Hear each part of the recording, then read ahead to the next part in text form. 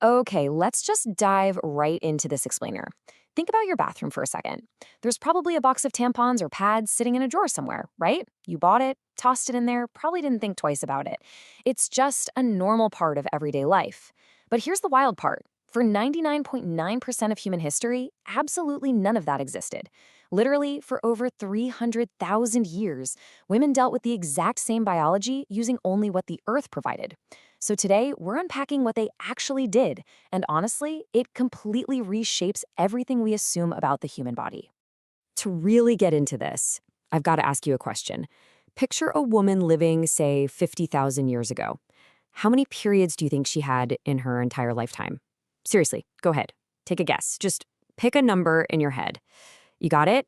Okay, so we usually just assume biology is a constant, right? That a modern woman's biological experience is exactly the same as a Paleolithic hunter-gatherer's. But as we're going to see, that assumption is way, way off base. And the real answer, it's about to trigger a massive paradigm shift in how you view human history. So the crucial point is this massive, frankly unbelievable gap. A modern woman living in an industrialized country today will menstruate roughly 450 times in her lifetime. That's around 40 years of monthly cycles, from age 12 all the way to 50. But an ancient woman, get this, she experienced roughly 50 cycles in her entire life. Yeah, 50. That is not a typo. 50 periods in a whole lifetime, compared to 450 today. The difference is absolutely staggering. And the reasons behind this giant gap basically explain how ancient women actually lived day to day. Now, you might be sitting there wondering, okay, where are we even getting that number? Well, anthropologist Beverly Strassman actually went and studied the Dogon people of Mali. They are one of the last populations on Earth still living without modern contraception. And she found that Dogon women menstruate roughly 100 times in their lives. Other researchers looking at different hunter-gatherer groups have put the number even lower, right at that 50 mark. So this isn't just some wild guess. It is backed up by real-world anthropological data from people living in conditions really similar to our ancient ancestors. So, let's look at why this massive gap actually exists.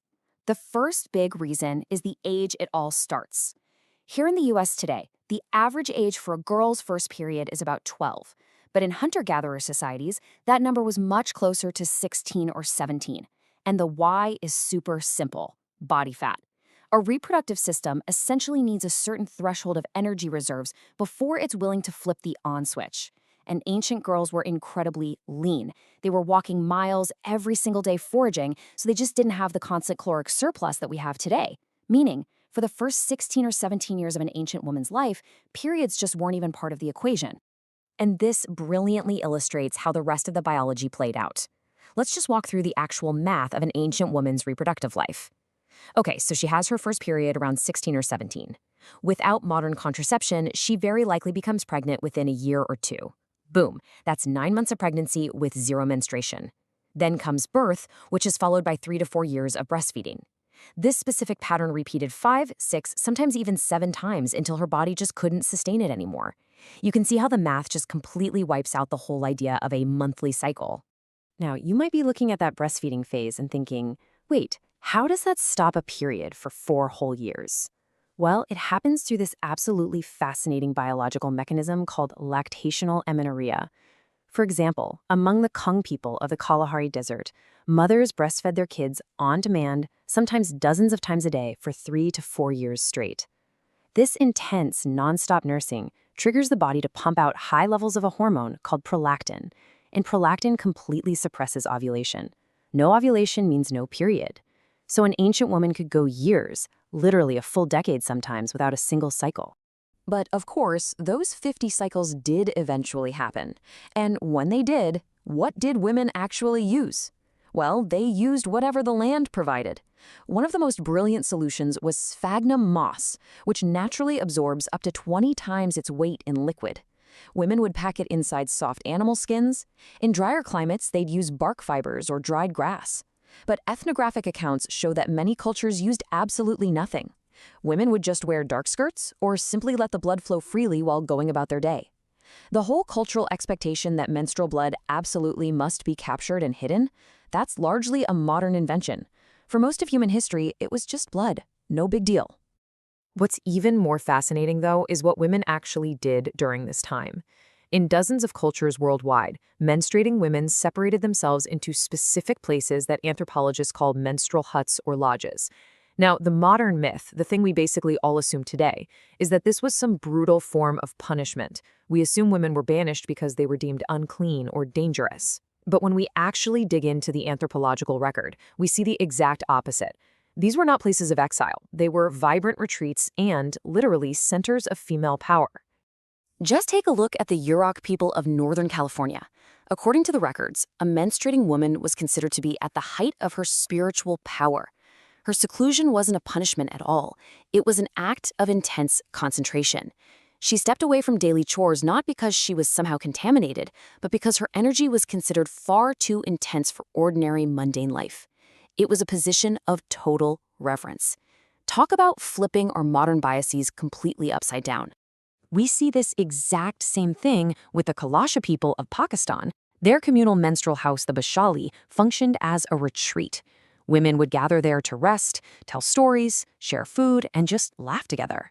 And while they were taking this vital break, the men and children completely managed the household without them. For women who normally spent every other day of the month working from dawn to dusk, this was literally the only built-in vacation biology offered. It was a deeply necessary communal pause. Now, what's really interesting here is the profound mystery it introduces. It's a puzzle that's baffled archaeologists for a very long time. Across African archaeological sites dating back over 100,000 years, researchers just keep finding red ochre. It is everywhere, ground into powder, mixed with animal fat, smeared on skin, tools, bones, cave walls, you name it. It is one of the oldest, most widespread substances in the human archaeological record, and researchers now believe it is directly connected to menstruation. Prepare yourselves for this because it is a truly mind-bending theory from anthropologists Camilla Power and Chris Knight. It's called the Female Cosmetic Coalition's hypothesis. They argue that as humans evolved, women lost the visible signs of ovulation that other primates display. That made menstruation the single most obvious marker of reproductive status. So to amplify and control what that blood meant socially, early human women painted themselves with red ochre to simulate it. If this theory holds up, think about what that means. The very first symbolic act in human history, the first time anyone decorated a body with pigment for social meeting, wasn't just art for art's sake. It was meant to look like blood. Culture itself might have literally been born from menstruation. Let's fast forward and see how this ancient reality shifted into our modern one. As civilizations popped up, these ancient methods rapidly evolved. Ancient Egyptians used softened papyrus, while medieval European women washed and reused rags, which is literally where the phrase "on the rag" comes from. But the most massive shift? That happened super suddenly during World War I. French nurses noticed that the new cellulose bandages they were using for soldiers' wounds absorbed blood way better than cloth. Cut to 1920, and the Kimberly-Clark Company turns that exact material into the commercial Kotex pad. In just a single century, 300,000 years of relying on nature were completely replaced by a product you buy in a cardboard box. But that sudden shift brings us to a somewhat terrifying medical reality. Evolutionary biologists call this an evolutionary mismatch. It's what happens when a body designed for one specific ancient environment suddenly has to operate in a radically different modern one. The female body was exquisitely designed for a life of frequent pregnancy and years of breastfeeding, a life where the ovaries rarely cycled. It was absolutely not built for the 450 continuous monthly ovulations it undergoes today. The direct biological consequence of this mismatch is profound. Ancient biology meant rare ovulation.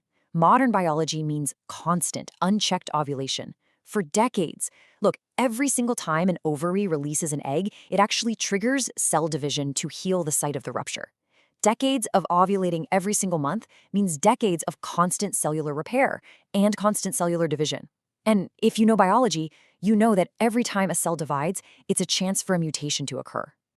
It's a somber realization, but researchers have directly linked this dramatically higher number of lifetime ovulations in modern women to increased rates of ovarian and endometrial cancers. These specific types of cancer were virtually non-existent in our ancestral hunter-gatherer populations. They are essentially fueled by the relentless pace of modern ovulation rates. Our bodies simply haven't had the evolutionary time to adapt to this new normal. Which brings us to the ultimate fascinating irony of modern medicine: the hormonal birth control pill. It's often viewed as this ultimate artificial intervention, right? But it actually lowers these specific cancer risks. Why? Because by suppressing ovulation entirely, the pill accidentally recreates something much closer to the natural hormonal pattern the human body was actually built for.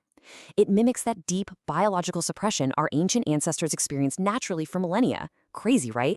For 300,000 years, menstruation was rare, brief, and deeply woven into the social fabric of the human group. Today, we've replaced all of that with a product on a shelf, bought in silence and used in secret, almost as if the most ancient and universal process in the female body is something to be hidden. So I'll leave you with this final thought. What else have we lost by hiding our most ancient biology behind plastic and secrecy? Our ancestors didn't hide it because they had absolutely no reason to. That's the part we lost, and most of us never even knew it was there. Thank you so much for joining me on this explainer. Keep questioning what you think you know, and I'll catch you next time.